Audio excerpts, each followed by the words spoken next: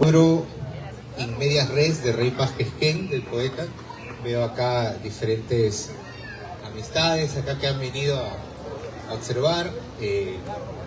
Bueno, yo básicamente quería comentarles que encuentro sorprendente la publicación de este libro In Medias Res este año, el año pasado, ¿no? 2025, 2026. Porque Trujillo, por lo general, es una plaza principalmente de poesía, ¿no? Rey Paz es un poeta, ya muchos libros publicados, incluso en el extranjero, diferentes premios a la poesía, a sus versos, pero In Medias Res es un libro de narrativa breve, y que condensa diferentes vertientes de la narrativa contemporánea, actual, ¿no? Por ejemplo, lo primero que destaca en este libro, In Medias Res, es la intertextualidad, ¿no? Es un libro que dialoga con muchas obras de Borges, de Piglia, digamos que para poder aprender sobre todo la primera parte de In Medias Res, tiene que haber pues todo un bagaje cultural, ¿no? Y literario, expresado en el amor por los libros que tiene Rey Paz en sus cuentos, ¿no? La otra característica principal también es el hecho de la brevedad, la microficción, ¿no? En Trujillo tenemos representantes de la microficción, ¿no? Como por ejemplo Ricardo Calderón Inca, ¿no? Como el mismo Jorge Díaz Herrera, ¿no? En diferentes niveles, y a nivel nacional pues está Harry Belavan, Fernando Iwasaki. Tenemos diferentes representantes en este siglo XXI de lo que es la literatura de la microficción. Por otro lado, también mezcla lo que es lo fantástico y el terror, es otra de las características de la posmodernidad literaria, ¿no? Tenemos entonces intertextualidad, tenemos microficción y tenemos también literatura de terror, literatura fantástica, ¿no? Que también juega con las diferentes leyendas, ¿no? Del imaginario popular, ¿no? Ya que Rey Paz es de Chepén, ¿no? También tiene cuentos que hablan sobre duendes, sobre diferentes aparecidos, fantasmas, y que sobre todo juega también mucho con la autoficción. Es algo curioso, la autoficción, muchas personas la confunden con autobiografía, ¿no? Hay una gran confusión con respecto a ello, ¿no? Principalmente la catedrática Ana Casas, ella es una de las principales investigadora sobre el tema de la autoficción en la literatura, y ella lo que recalca es que la autoficción no es una autobiografía como muchos confunden. La autoficción es crear una ficción a partir de una biografía o una falsa biografía de algún modo. Entonces muchas personas, como les repito, piensan que obras como las de Jaime Bailey o de Renato Cisneros entrarían en el rubro de la autoficción, pero no. Autoficción sería más al estilo de algún modo Roberto Bolaño, ¿no? Los Detectives Salvajes, o Javier Cercas en El Soldado de Salamina, ¿no? Que crean una ficción falsa a través de esa realidad, o La Rambla Paralela de Fernando Vallejo, por ejemplo, ¿no? Son autores que destacan en ello. Entonces, cuando veo este libro In Medias Res de Rey Paz Quesquén y lo leo, y es un libro que por su brevedad se puede acabar en unas horas, pero por la profundidad de sus textos, realmente te puedes quedar en un micro relato un par de días ahí para dilucidar qué es lo que quiso decir, ¿no? En ese sentido, la concisión de Borges está presente, ¿no? en este libro. Está también presente, obviamente, el terror de Lovecraft, ¿no? El horror cósmico también está presente. Y eso es algo que saludo, porque por lo general, digamos que en Trujillo, los últimos años, debido al contexto peligroso, terrible, infausto que tenemos de la violencia urbana, también sus escritores se han derivado a escribir sobre este tema, sobre este lastre, ¿no? Sobre la literatura de la violencia urbana.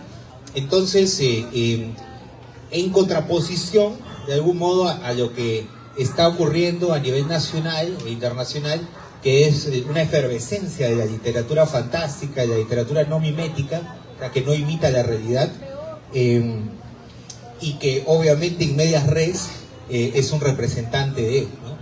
Lo mismo podemos hablar. El año pasado se publicaron otras dos obras en lo fantástico, en el ámbito fantástico, que es el libro de Se anuncia suspenso, de este escritor Víctor López González, y también el libro de Pía Cueva, ¿no? La trituración, ¿no? Ambos libros fueron publicados entre, más o menos, la trituración salió en diciembre de 2024, el libro Se anuncia suspenso de Víctor López aparece en enero de 2025, y más o menos hacia mediados de año de 2025 aparece en medias res. Eso habla muy bien del síntoma de cambio de la literatura que está teniendo en Trujillo, ¿no? Digamos que es una literatura que ya no solamente está observando a través de la realidad, sino que también está tratando de trascender esa realidad, ¿no? Sobre todo con el tema de la fantasía, el terror, y muchas veces las leyendas también que recrean estos cuentos, ¿no? Yo quería principalmente también preguntarle a Rey Paz, quisiera que sea por ahí también como un diálogo, ya que lo hemos presentado un par de veces antes ya, y tenemos mucho, digamos, que contar acá. Yo quería preguntarle a Rey Paz principalmente esta pregunta, ¿no? ¿Te sientes más un poeta o un narrador? Porque la gran mayoría de tu obra es poética, y sin embargo, cuando leo, por ejemplo, autores como Edgar Allan Poe o como Borges, Edgar Allan Poe comenzó siendo poeta y siempre se consideró un poeta. Lo mismo el mismo autor Jorge Luis Borges, que es también un poeta eximio, pero también es uno de los más grandes narradores, si no el más importante narrador del siglo XX en Hispanoamérica. Y lo mismo podemos hablar de Vallejo, ¿no? Que publicó, su obra más importante es la poesía, pero en narrativa tiene obras como El Tusteno, como Escalas, ¿no? Como Fabla Salvaje, que realmente también abren derroteros por donde la literatura ha ido discurriendo posteriormente, ¿no? Entonces, la poesía, ¿no? En ese sentido, ¿enriquece la narrativa, o crees que es una especie de obstáculo? El hecho de que a veces uno piense que porque uno es poeta o porque alguien escribe poesía, en la narrativa va a tender a escribir prosa poética, ¿no? Que no es tu caso, obviamente, son cuentos per se, propiamente dicho. ¿Cómo te sientes más, Rey Paz? ¿O eres una especie de doppelganger, como hay varios de estos cuentos, ¿no? La mitad es poeta, la mitad narrador, y la otra mitad filósofo, si es que da, y una mitad etérea? No sé, cuéntame, Rey. Bueno, Gonzalo, gracias. Muchas gracias a la Fila Libertad por programarme, ¿no? por hacer de esta fiesta de los libros una fiesta de identidad, también de reconocimiento a sus autores. Y claro, hablando de filósofos, un reconocimiento del más grande filósofo que ha tenido la región de todos los tiempos, que es Antenor Orrego, ¿no? Entonces, ahí también hay una cuestión muy interesante. Antes de hablar, estoy muy contento porque hace años no vienen mis padres a una presentación de un libro mío. Entonces, esta vez sí han venido, ¿no? mis padres, así es que estoy muy emocionado por eso, muy contento por eso, ya que de alguna forma la literatura me ha hecho muchas veces alejarme del hogar, del seno familiar, y hay una cosa que siempre digo, es que a diferencia de otros escritores que por ahí no tuvieron el apoyo de sus padres, pues, en este camino de ser escritor, que es un camino de rebeldía, que es un camino de constante lucha y pugna con los progenitores, en mi caso no. Mis viejitos siempre me han dejado tener libros en la mesa, tener libros en su casa, no malograrles por ahí su vista de cosas y colocar libros, ¿no? Entonces siempre ha habido ese apoyo. Y nada, la presencia también de mi tío abuelo y de mi primo. Bueno, yo soy más que nada poeta. Y para escribir estos microrrelatos me demoré demasiado. De verdad, estos microrrelatos, le escuchaba al profe Johnny hace rato que se demoró 25 años. No tanto como él, pero más o menos unos 12 y 15 años sí me tomaron desde el primer cuento que escribí, que fue La Voz, hasta este último que escribí, que son Los exorcismos de cielo, ¿no? O Los sueños de cielo. Entonces sí ha sido un proceso bastante arduo para desprenderme de la poesía, porque la poesía es una pesada sombra que no la puedes dejar, porque siempre intentas hacer figuras, o sea, siempre intentas componer, ¿no? Pero luego me fui enterando. Pasa que yo, para escribir algo, soy muy metódico. Siempre estudio antes de escribir. No es que yo no creo mucho en la inspiración, ni en la poesía, ni en la narrativa. Yo soy de los escritores que no creo en la inspiración. Para mí la inspiración no existe en ese sentido, ¿no? Me leo la obra completa de tal autor, o intento leer la obra completa de este para poder opinar algo, ¿no? Me pasó con mi anterior libro, que es Parábola de la canción popular, que es un homenaje a Papá Chacalón. Me escuché todo lo que vi en YouTube de Chacalón, todo lo que había en Spotify de Chacalón, todos los libros que hablaban sobre el concepto de la chicha, y claro, y después de eso ya escribí el libro de Papá Chacalón, ¿no? El libro anterior, que es un libro entre filosofía y poesía, que habla del semiólogo Roland Barthes, también igualito, me leí todo lo que tenía en español Roland Barthes, ¿no? Entonces, y para escribir microrrelato, me empapé mucho de microrrelato. Leí desde los primeros microrrelatos de Vallejo, haciendo una suerte de jugueteo con Bretón, que es un microrrelato fantástico, y de alguna forma cultores del microrrelato peruano, que ya mencionaste tú, o de la ficción pequeña peruana, ¿no? En fin. Y luego fui estudiando un poco más de conceptos, de teorías del microrrelato, Ronnie Vázquez, la revista Plesosaurio, que es la revista más grande de microrrelato que existe en el Perú, Jorge Benzas, que tuve la dicha que me presentara en Lima, que tiene una tesis doctoral en microrrelato. Entonces, me empapé mucho, y al fin ya comencé a darle formas a los cuentos. Una vez que tuve esta teoría como una regla, comencé a reglamentar lo que dice el concepto de microrrelato para los cuentos. Y creo que ahí nació la narrativa. Entonces yo creo que la narrativa es muy preceptista, ¿no?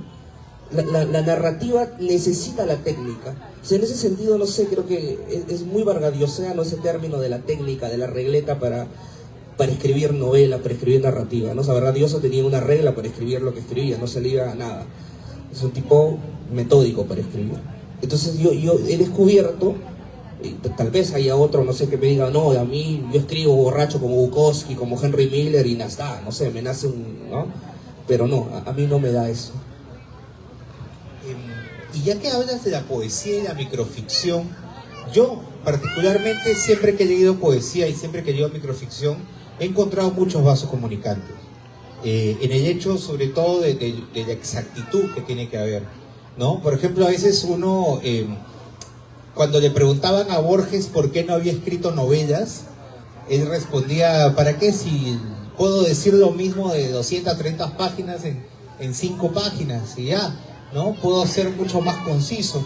Y obviamente los cuentos de Borges por ello son perfectos en ese sentido, ¿no? Han llegado, probablemente hayan empezado con páginas, 230 páginas, y terminaron siendo tipo La Casa de Asterión, no sé, 2 páginas, ¿no? O 2 caras de un cuento, ¿no? Entonces, en ese sentido yo creo que sí, tu pasado poético, bueno, tu presente poético, tu ser poético en sí,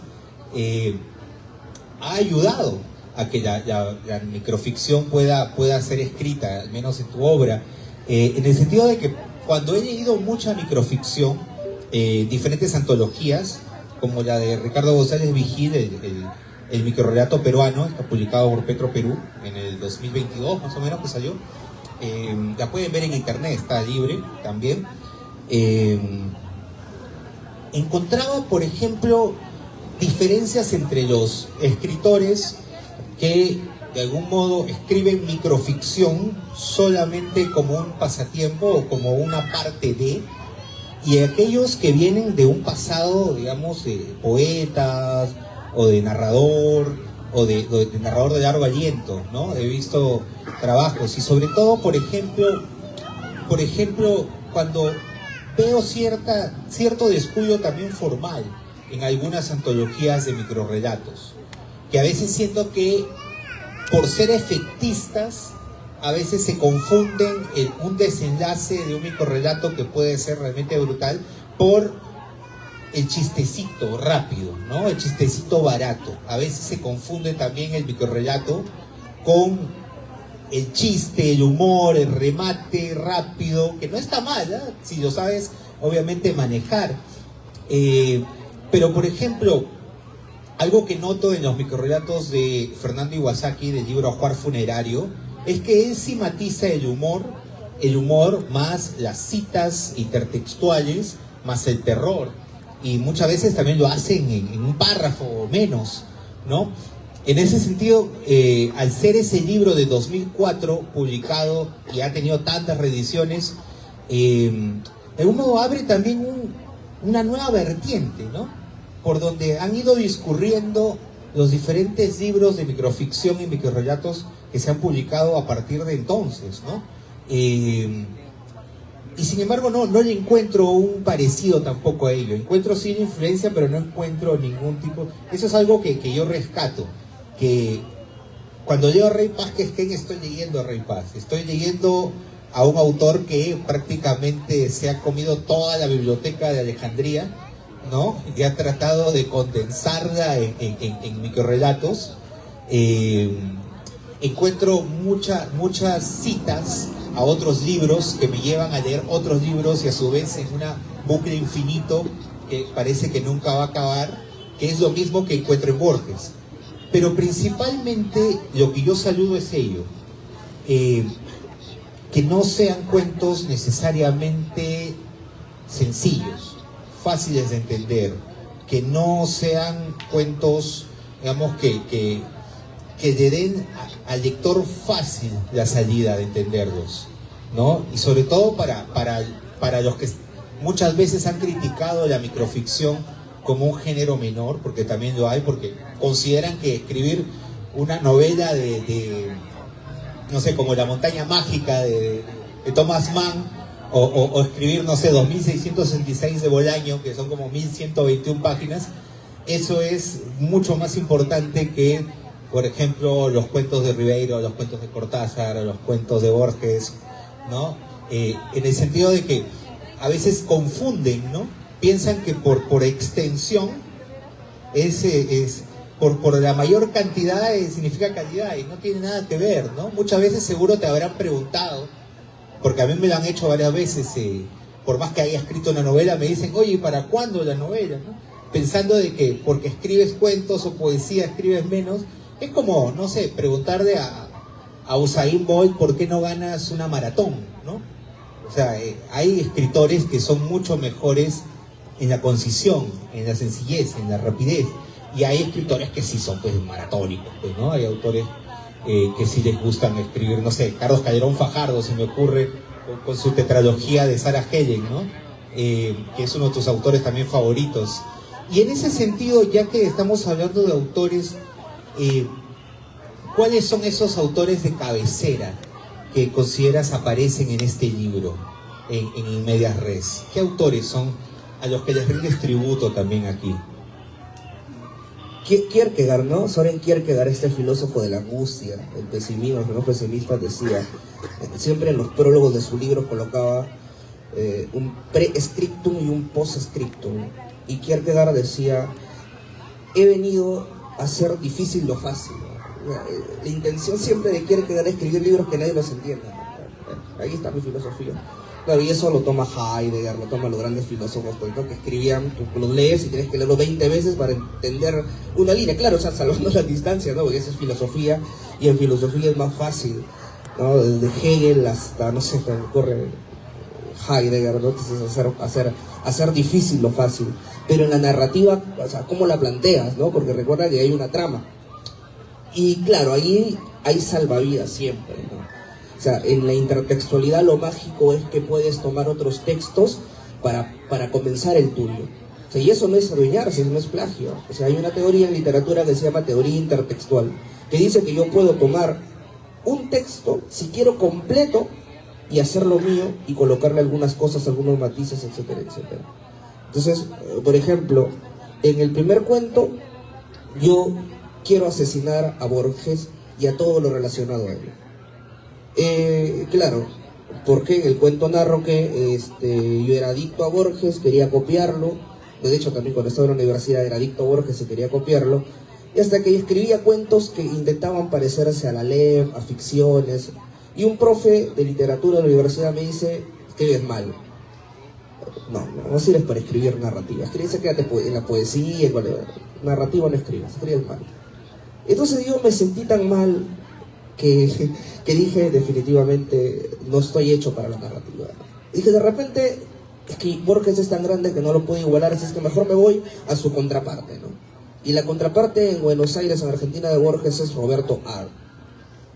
Es como Borges es el status quo, Borges es el de corbata, el dueño de la biblioteca de Babel, y Roberto Ar es el pirañita, pues, ¿no?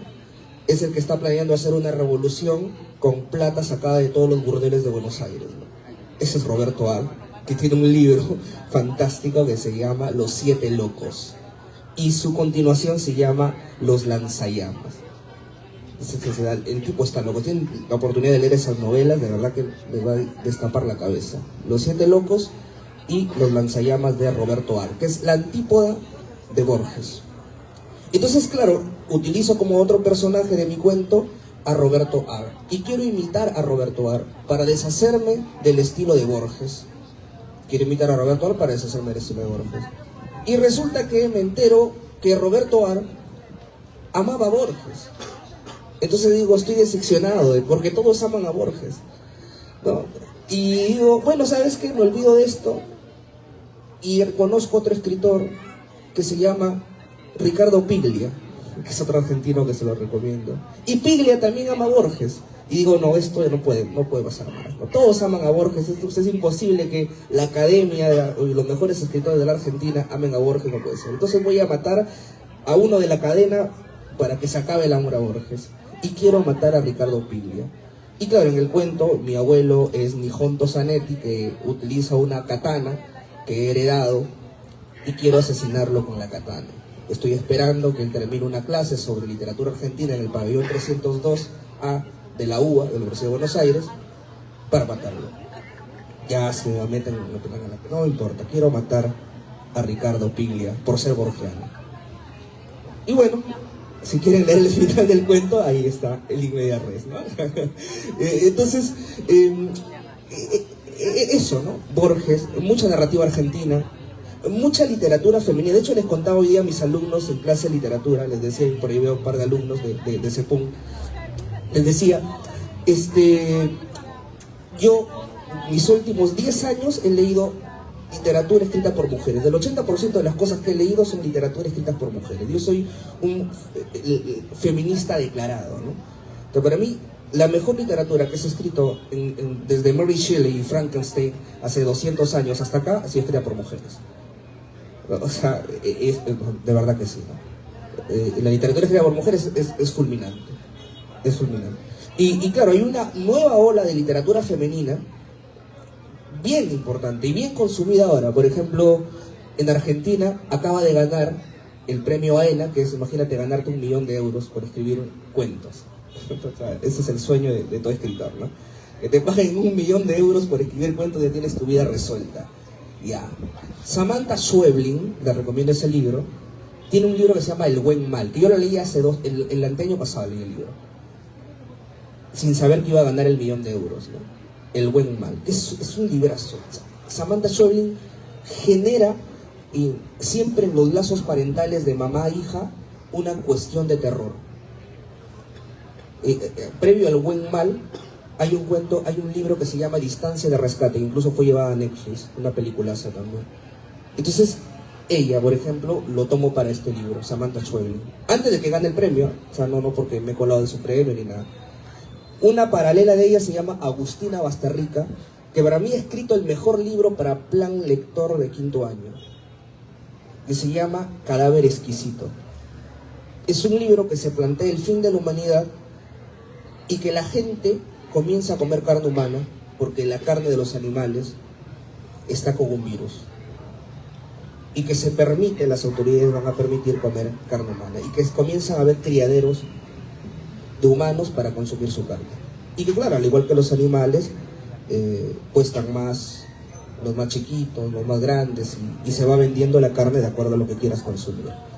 Uno de los principales matarifes de humanos, el protagonista, se enamora de un prototipo de carne humana.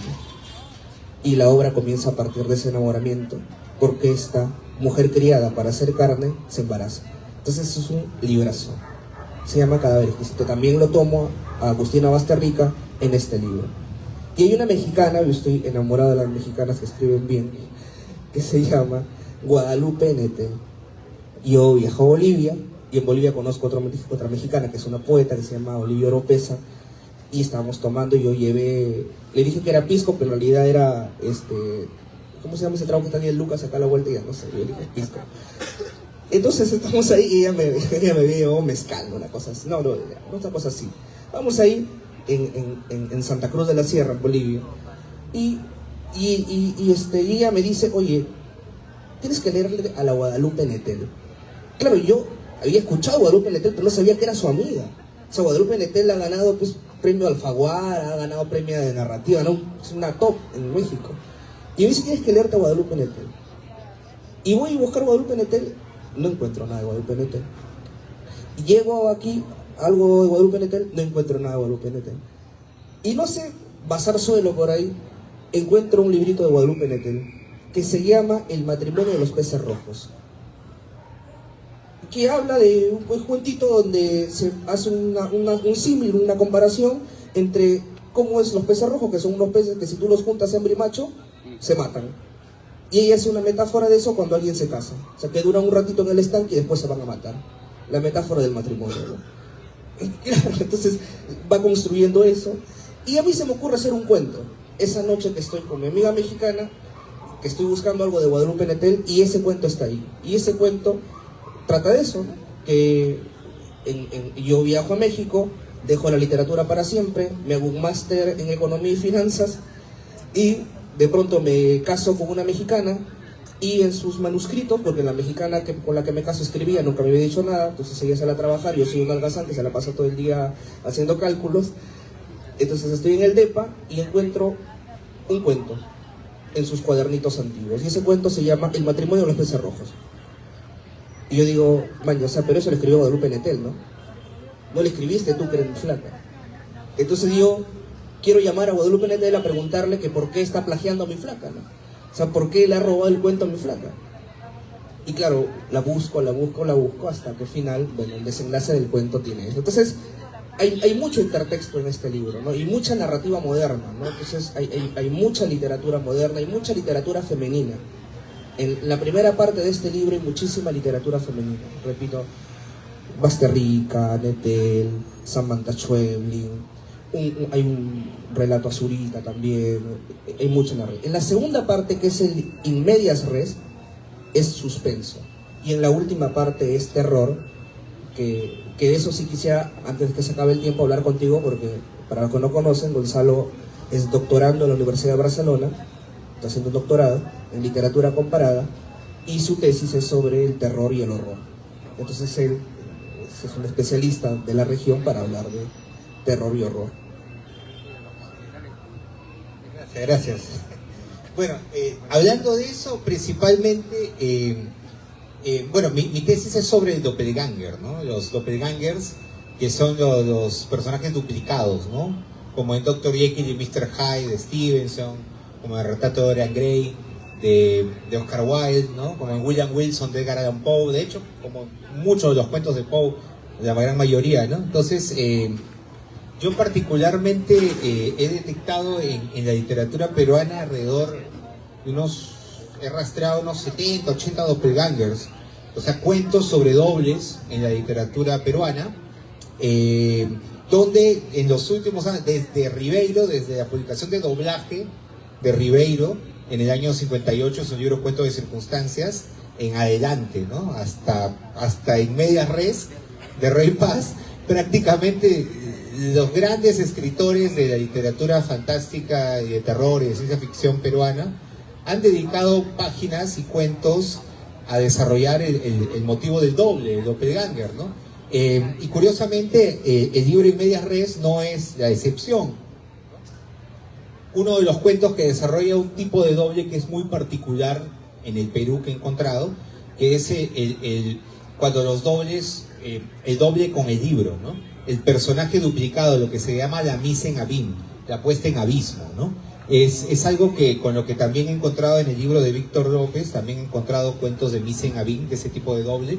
Es el doble bucle, es el doble que aparece en este cuento del ángel, ¿cómo se llama? La voz. En este cuento La Voz, ¿no? Donde un hombre mira debajo de su cama y se encuentra a sí mismo, ¿no? Encuentra un ángel y cuando se da cuenta observa su espalda y él le habían crecido alas, ¿no? Y estaba escondido debajo de una cama.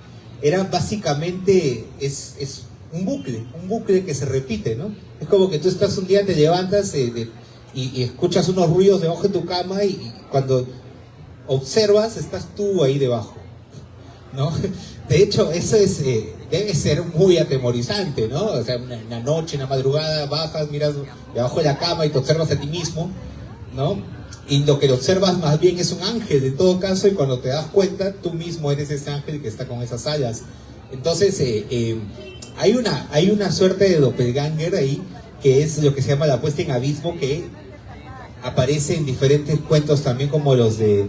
Me hace recordar mucho esta historia de Contigüidad de los Parques, de Julio Cortázar, donde también un hombre está leyendo un cuento en donde es asesinado el personaje, sin saber que él mismo que está leyendo el cuento pronto también lo va a ser asesinado, ¿no?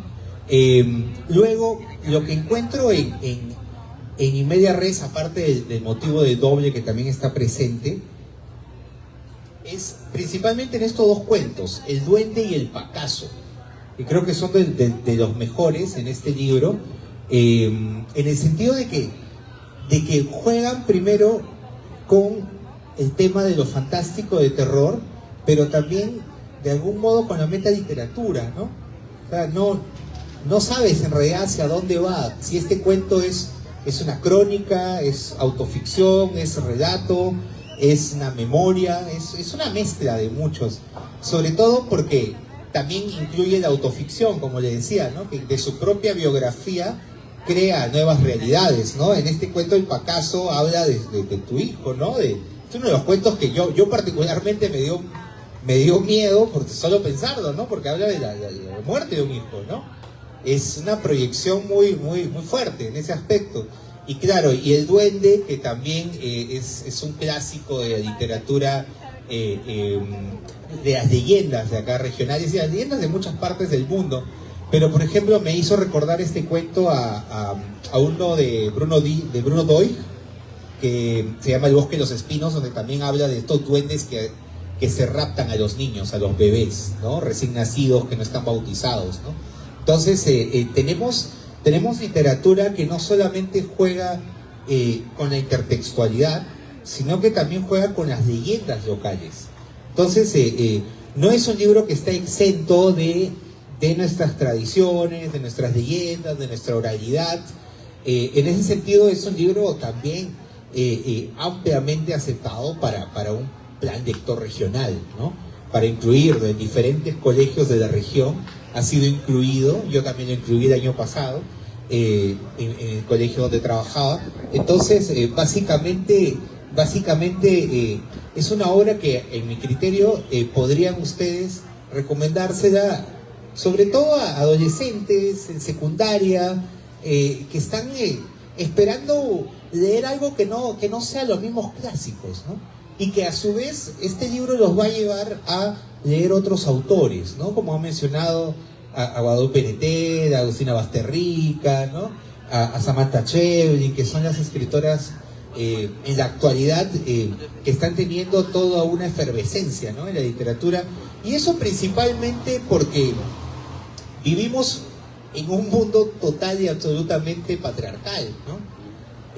Entonces, en ese aspecto, ¿cuál es el horror actual? ¿Cuál es el horror contemporáneo? Ya sabemos que Dráculas o Frankensteins o fantasmas pueden resultar a veces también ya usados, trillados para causar un miedo en el terror. Pero, ¿qué causa miedo en la actualidad? Lo real, ¿no? la misma realidad, ¿no? Una violación, ya, todas estas personas que asesinan, estos políticos que asesinan y diferentes países, a diferentes poblaciones las quieren exterminar, como pasa en Palestina, ¿no? Básicamente acá hemos tenido también 50 muertos en el 2023, el 2024, y ha quedado impune, ¿no? Entonces estamos en una sociedad completa y absolutamente de terror, donde diariamente matan a las personas, donde el Congreso emite leyes a favor del crimen y se quieren reelegir eternamente, y es toda una dictadura. De por sí vivimos en un mundo de horror, en un mundo de terror que se ha normalizado, ¿no? Entonces, cuando uno se pregunta por qué tanta literatura de terror, por qué Mariana Enríquez es tan exitosa con sus libros, por qué la gente sigue leyendo a Poe, a Lovecraft, por qué Stephen King tiene tantas películas de sus obras, es porque obviamente la sociedad está así. Es ya en la actualidad el terror o el horror ya no es fantasía, lamentablemente, es costumbrismo, es realismo, ¿no? En ese aspecto, ¿no? Entonces, hablar de terror en la actualidad, en las obras de Mariana Enríquez, como por ejemplo las cosas que perdimos en el fuego, los peligros de fumar en la cama, ¿no? Nuestra parte de la noche, ¿no? Que son literatura que combina el terror latinoamericano. Pero ¿cuál es el terror latinoamericano? Lo que les estoy diciendo, ¿no? Las desapariciones, las torturas, ¿no? Las muertes impunes, las leyes a favor del crimen, los políticos que hacen lo que sea para quedarse ahí en el poder, que inventan marchas e inventan fraudes, etcétera, ¿no? Entonces, eso es lo que está pasando en la actualidad, y quizás por ello diferentes críticos literarios, como por ejemplo Richard Rimachi, de la Universidad San Marcos, él dice, él tiene una página contrafáctica donde reseña literatura fantástica peruana, y en los últimos 3 o 4 años que él está en actividad reseñando libros de literatura peruana no mimética, él ha dicho que ya no se da abasto, porque en los últimos, digamos, desde la pandemia en adelante, del 2020 en adelante, se publican alrededor de entre 200 a 300 libros en el Perú de literatura fantástica o de ciencia ficción.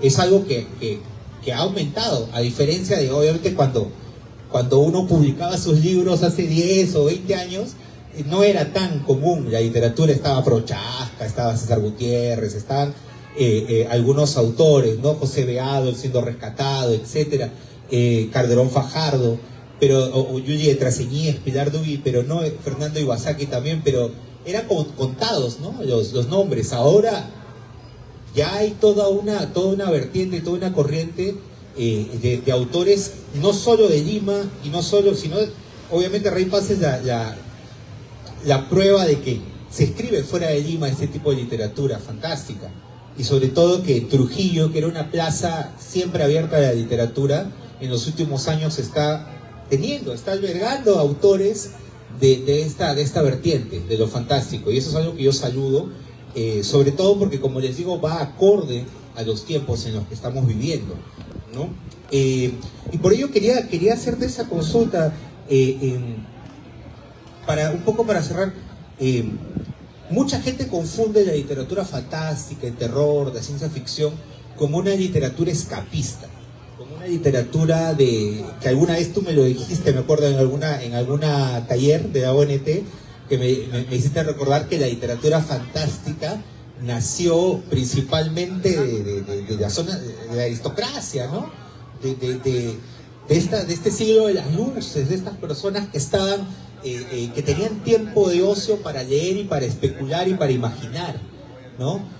La literatura, digamos, del realismo socialista que vino ya del siglo XX, era una literatura ya más de entrega, de lucha, de protesta, comprometida, y que es la que más ha calado en el Perú, ¿no? Por ello, libros de Vallejo como El Tuxteno son mucho más populares y tienen mucha más recepción y lecturas que obras fantásticas como Escalas o Fabla Salvaje, ¿no? En ese sentido, ¿tú te consideras un autor comprometido con su realidad? ¿Crees que es importante que un escritor realmente se manifieste ante lo que está pasando en el Perú, en el mundo, que no es relevante ya a la vista del mundo. ¿Cuál es el papel del escritor en la actualidad? Es una pregunta interesante. Definitivamente uno escribe a partir de la realidad. El narrador es un cerebro que piensa y ejecuta a partir de las fotos que toma, de los films que en su cerebro alberga. Hablo de los films de realidad. O sea, yo creo que no hay nada más realista. Por ejemplo, tomo aquí un cuento de este libro. Por ejemplo, nace de cuando yo escuchaba frente a mi casa los gritos de una muchacha como a las 2 de la mañana pidiendo auxilio, y cuando yo preguntaba y decía de dónde vienen esos gritos, le decían, la están exorcizando. Entonces, un niño de 10, 11 años le decía, oye, claro, le están exorcizando, pero lo que decías tú, o sea, no identificaba si era una violencia, si de verdad le estaban exorcizando o si pasaba algo más. Entonces, claro, en la consumación de esa pregunta nace una forma de literatura que muchos la toman como literatura de escape, pero creo que en la literatura no hay escape, porque en la literatura, como decía Bolaño, es el monstruo mismo, ¿no? En literatura Bolaño decía, el que escribe ya sabe de antemano que va a perder. O sea, el escritor es un perdedor constante, decía Bolaño, porque la literatura es el gran monstruo. Entonces te vas a enfrentar a un monstruo siempre que te va a ganar. Pero el escritor es, diríamos, como Dante, cuando va a entrar al infierno, y en el infierno hay un escrito en latín que dice algo así como abandonad aquí toda esperanza. Pues en literatura es lo mismo. En literatura puedo decir que el que escribe y el que lee no tiene que tener esperanza de nada en la literatura. O sea, la literatura no tiene por qué dar esperanza. La literatura que te da esperanza, no sé, debe ser un bestseller o debe ser un coach escribiendo. Creo que el escritor es un escritor que escribe desde la desesperanza, porque la vida es eso. Spinetta decía, amanece y hay resignación. Entonces tampoco voy a hacer un sábado siendo pesimista, ¿no? Todo está perdido ni nada. Pero sin duda, la realidad es tan desalentadora que a veces el escritor tiene que optar con una suerte de cápsula del tiempo y encerrar en sus palabras cosas que otros puedan leer, no desde la contemporaneidad, sino desde una temporalidad. Y eso le decía a mis alumnos, les decía, miren, cuando ustedes leen a Frankenstein, tomo nuevamente porque la clase hoy día ha sido de Frankenstein, le decía, cuando Frankenstein, que es Víctor Frankenstein, le dice a su creador, o sea, Frankenstein es un monstruo que ha sido creado de varios muertos. O sea, no ha revivido un muerto el doctor Víctor Frankenstein, sino que ha tomado partes, cuerpos de órganos de otros muertos y lo ha revivido. Entonces, cuando la criatura se revela ante su creador, le dice una cosa preciosa, le dice, antes fui tu Adán, tu primer hombre, tu creación, y ahora soy tu ángel caído. Entonces ahora soy, claro, me parece a mí fulminante eso que le dice a su propia creación. O sea, claro, yo les decía a los chicos de medicina, les decía, ¿y acaso la ciencia y la medicina, cuál es el objetivo fundamental de la medicina? No es vencer a la muerte. O sea, ¿para qué la cura, las pastillas, los medicamentos? Es vencer a la muerte. Entonces, claro, el doctor Frankenstein lo logra. Logra vencer a la muerte.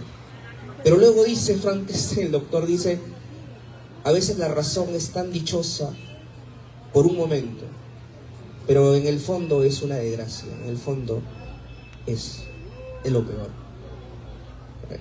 Claro, no sé, me pongo a pensar, como tú hablabas ahora de los aristócratas que escribían, que todos decían, la ciencia es la luz, ¿no? la ilustración, pero en realidad la ciencia engendró monstruos, ¿no? La ciencia engendró Primera Guerra, Segunda Guerra, bomba atómica. Entonces, ¿de qué más puede hablar la literatura? O sea, yo creo que no hay literatura de terror cuando la realidad supera la ficción. Bueno, no sé, voy a leer un cuento, Gonzalo, me permiten, no sé, me pongo medio reflexivo ahorita. Y nada, voy a leer un pequeño microcuento. No sé, desean que lea la parte de terror, la parte de biográfica, no sé. El duende creo puede ser, ¿no? El duende, ya, vamos a leer el duende. Voy a agradecer a mi mamá, es un cuento que me inspiré en mi mamá, que está acá. No sé, que un escritor es un mitómano por excelencia. El escritor nunca sabe si lo que él mismo dice es verdad o mentira, ¿no? Pero en su cabeza están ahí las cosas, conviven las cosas entre la realidad y la ficción. Y yo no sé si eso me lo dijo mi mamá, le pasó de verdad, pero resulta que yo vivía en una casa en una esquina y mi papá, mi viejito, siempre ha trabajado lejos, en otra ciudad, a veces se iba al extranjero, se iba al norte. Y mi mamá se quedaba con la empleada y la casa tenía varios cuartos, era como las cosas antiguas de calle a calle. Y entonces mamá me dejaba siempre viendo dibujitos o por ahí con algún papelito, hasta que ella se va a limpiar, a hacer algunas cositas por la casa y cuando llega no me encuentro en mi cama. Se pone como que a buscarme por toda la casa, le pregunta a la empleada, oye, ¿y mi hijo? No hay mi hijo. Y se pone como que histriónica a buscarme por todas partes de la casa, no hay aquí, no hay allá, hasta que me encuentra en el lavabo, en el lavadero. Sería imposible que un niño de año y medio se haya podido subir al lavadero. Y me encuentra ni siquiera llorando, me encuentra riéndome. Entonces ella se sorprende y dice, oye, ¿tú la subiste? No, nadie la subió. Y yo estaba riéndome. Y cuando ella voltea, ve a un pequeño niño de orejas puntiagudas metiéndose al baño. Bueno, este microrelato se llama El Duende y nace de esa experiencia. No sé si está mi mamá, pregúntenle si pasó de verdad o todo me lo estoy imaginando. Mamá vio un ser pequeño frente a mi cuna, hurgando entre mis gestos de recién nacido. Creyó que era producto de las seguidas noches sin pegar los ojos. Distinguió un rostro tosco, orejas puntiagudas, nariz como arrancada, que se distaba apenas gracias a sus fosas, ojos desviados, sobresalidos de sus órbitas y una sonrisa macabra, sin dentadura. Al sentirla desapareció tras la puerta que mamá aseguró de inmediato. La casa de mi infancia tenía 6 habitaciones, de las cuales solo se ocupaban 2. Mi padre comerciaba productos en el extranjero, por lo que casi nunca permanecía con nosotros. Mamá prefirió quedarse a mi lado como una centinela. Pasó la tarde en mi cuna. Tuvo sueños siniestros. Una mujer encorvada con dedos deformes apuñalaba la puerta de mi cuarto e invocaba nombres malditos de individuos que ya no existen. Al irse o no, se transformó en una tarántula enorme que trepó por las paredes arrojando de su horrendo hocico un veneno que derretía todo a su paso. Mamá despertó empapada de sudor y me abrazó con miedo. La noche ya nos había cubierto. Forcejeaban la puerta. Mamá sabía que era el pequeño. Venía por mí y tenía que luchar sola. Gracias. Me dio bien un poquito, ¿no? Listo, ahí está, bueno, mi viejita nos diga si es verdad o mentira, ¿no? Ahí está. Nada, terminamos, hacemos ronda de preguntas, ¿sí? Ahí ya, muchas gracias. Queremos invitar al público, si tienen alguna pregunta, que levanten su mano.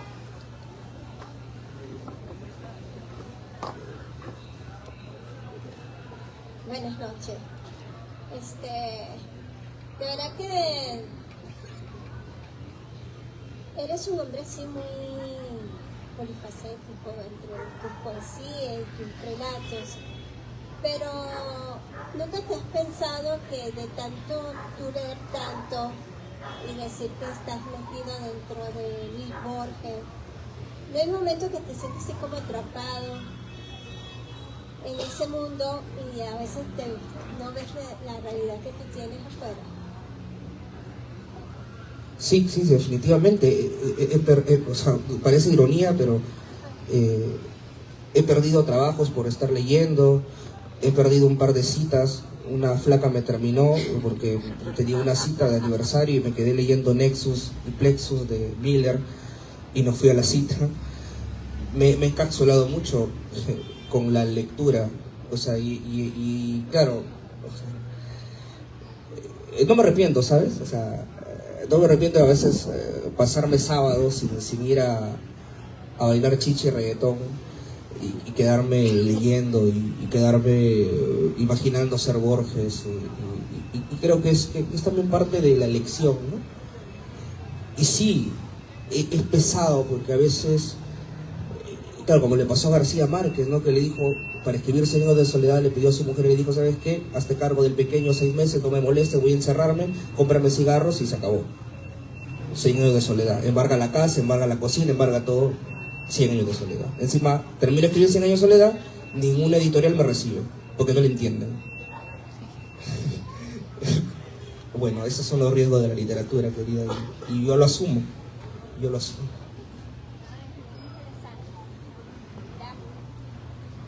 Hola, Ray, estimado Ray. Y un saludo también a Gonzalo. Me da gusto escucharlos juntos, de verdad que hace una presentación de puta madre. Quería preguntarte, Ray, dices que te has tomado unos años para escribir los relatos, los microcuentos, pero ¿tenías ya una idea orgánica de los mismos? Es decir, ¿pensabas ya que los ibas a juntar en un libro con una orientación determinada? ¿O es que de pronto fuiste escribiendo relatos de manera suelta a ver qué sale? O no sé, ¿cuál fue la impronta? ¿Cuál fue la motivación? ¿Cuál era, si en realidad miraste a dónde ibas o fue algo que finalmente cambió al último? Gracias, querido Omar. Bueno, antes de nada, no es que sea cherry nada, querido Omar, justo está mi tío abuelo. Mi tío abuelo le gusta mucho leer novelas. Y yo le decía, recomiéndame una obra. Yo le digo, Los hombres que mataron la primavera. Ya, tío, ahí está, él es el autor por si acaso. ¿Ya? Te lo voy a presentar, algo que es una novela que se lo recomiendo mucho. Se lo recomiendo mucho. Omar Aliaga, Los hombres que mataron la primavera.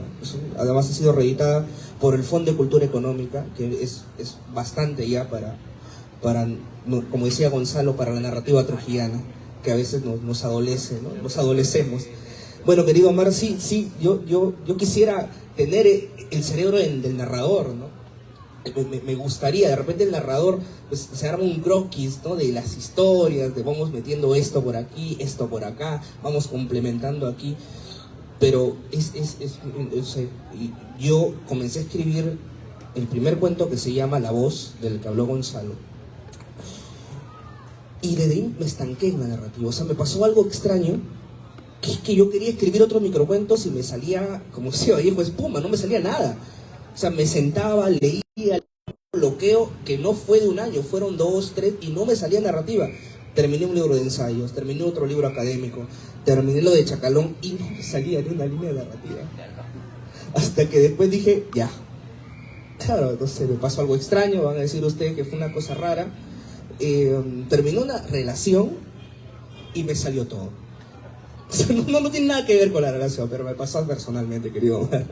Me dio una relación que quería mucho y comencé a ser un narrador. Comencé a escribir, me comenzaron a salir cuentos, pero de verdad les cuento, yo estaba haciendo flexiones en el gym y tenía que coger mi celular porque los cuentos se me salían hasta por las fosas. Escribía hasta 4 cuentos al día. Una cosa de loco, claro. Entonces, no creo en la inspiración, pero me nació así. Entonces, no ha sido tanto orgánico. Después sí, ya le puse la regleta y lo orienté desde la teoría del microrrelato, como dice Gonzalo, para hacer también un poco reflexionar en torno a que el microrrelato no es solo un chiste, no es solo una ironía, no es solo reírse, hasta lo leo. Y hay mucha chamba. De hecho, el cuento El Pacaso fue un cuento de 20 páginas.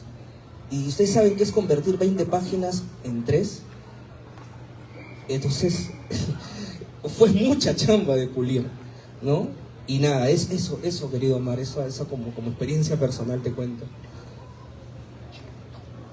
¿Alguien más desea realizar alguna pregunta?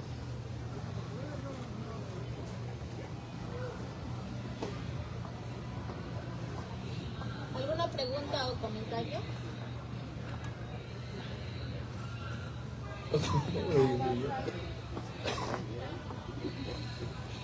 ver, Ray. Muchas gracias. ¿Este sería que tu último edición o ya estás empezando a hacer otro? Ah, si estoy escribiendo otra cosa. Sí. Sí. Y ahora mismo, In Media Res es un capítulo aparte con la microficción. Quería comentarlo antes. Justo en Lima me hacía esta observación Benzas. Me decía, la microficción es la prima hermana de la poesía. De hecho, tuve el honor, les cuento, que nuestro querido escritor chopenano, Isaac Goldenberg, fue la presentación del libro, te digo, imagínate, un premio del New York Times presente ahí. Entonces yo estaba así como que tenía nervios, ¿no? Isaac Goldenberg ahí escuchándome, ¿no? Y entonces yo estaba así que, no, por favor, Isaac, Y Isaac me dijo una cosa, me dijo, Ray, ¿sabes qué? Una vez yo había escrito un libro de poesía y se acercó un crítico gringo estadounidense y me dijo, doctor Goldenberg, ¿puedo usar su poesía como microrrelato? Y le dijo, ok, obvio. Y en esa misma noche, Benzas me dice, oye, te cuento una anécdota. Eduardo Chirinos, el gran poeta, yo leí su último libro, que luego lo sacan póstumo, y yo he tomado 3 poemas de su último libro como microficción. O sea, algo ahí, ¿no? Algo ahí con la poesía y la microficción. Y sí, ahora no estoy escribiendo literatura, ahora estoy escribiendo un libro, teoría, un libro académico sobre lectura, concentración y memoria, que más o menos ya debe estar saliendo en 3 meses. Y claro, ya luego voy a retomar el camino de la literatura posiblemente, ¿no? Sí. Felicitarte, Ray Paz, por compartir con nosotros uno de tus productos literarios, y también agradecer a Gonzalo del Rosario por compartir con nosotros este espacio. Ha sido un gusto contar con la presencia de ambos y también agradecer a nuestro público por su participación. Con ello damos por finalizada esta presentación y los despedimos con un fuerte aplauso.